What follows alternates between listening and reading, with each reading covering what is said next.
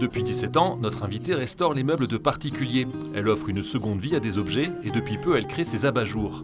Un savoir-faire qu'elle partagera avec le public à l'occasion de la Halle des artisans d'art à Bergues ce week-end.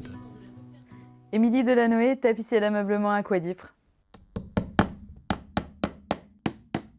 C'est toujours un jeu de patience. On pose une première fois, on tend, on enlève, on retend, on enlève, on retend. Jusqu'à temps qu'on a vraiment une tension, quelque chose qui ne fera pas de pli quand on va s'asseoir. Vous voyez, c'est vraiment tendu. Bon, le cloutage, il n'y en a plus pour longtemps.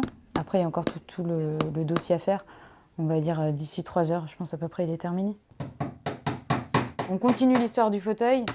Et auparavant, il est passé entre les mains peut-être de quelqu'un de la famille, ou alors des objets perdus retrouvés dans les fauteuils, par exemple.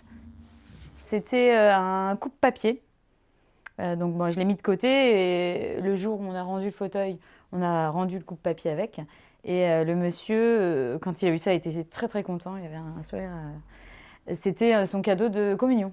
Vraiment, ça fait du bien, on se dit qu'on amène quand même quelque chose aux gens. On ne se limite pas juste à refaire le fauteuil, quoi. Donc là, ici, c'est où je reçois mes clients et où je travaille tout ce qui est abat-jour et tissu.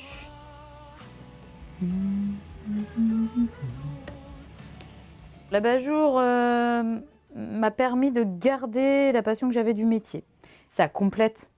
Par exemple, un fauteuil va venir décorer une maison et l'abat-jour, on va pouvoir mettre par exemple le même tissu sur le fauteuil que l'abat-jour ou alors faire une cohésion. On choisit la dimension, la rentrée, il y a plein de termes techniques qu'il a fallu que je réapprenne, tout ça.